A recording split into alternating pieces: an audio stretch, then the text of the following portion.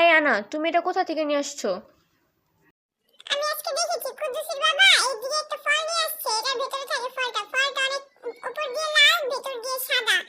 এখন ফলটা নেই অনেক মজা। এখন তুমি আমার জন্য বিদেশ থেকে এই ফলটা নিয়ে আসো।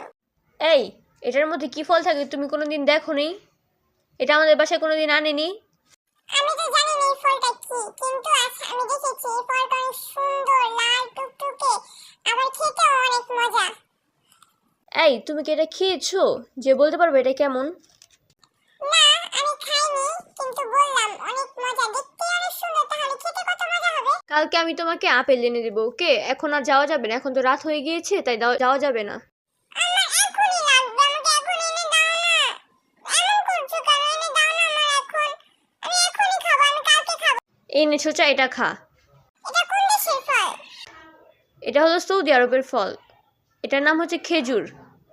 না, এটা সৌদি আরবের ফল না, এটা আমাদের বাংলাদেশি ফল।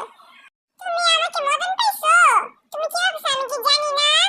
এটা যে বাংলাদেশের প্রত্যেকটা মানুষ রমজান মাসে খায়। এটা হচ্ছে বাংলাদেশি ফল, আমাকে বোকা বানিও না তুমি। এটা সৌদি আরবের ফল না, এটা বাংলাদেশি ফল। আমি যে কেন তোমাদের পরিবারে আসলাম, যাই খেতে চাই তোমরা খালি ভংচাও, আমাকে বুঝাও, বুঝিয়ে বলো কি তোমাকে কালকে এনে দেবো, কালকে এনে দেবো, পরে আর দাও না। এই বেহাংরামে, তুমি কি আপেল খেতে পারবে বলো?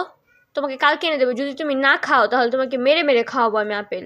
আর আমি যদি আপেলটা খেতে পারি তাহলে আমাকে কি দিবে তুমি? আমি তোমাকে 2টা ঘুষা দিব। এখন চুপচাপ বসো।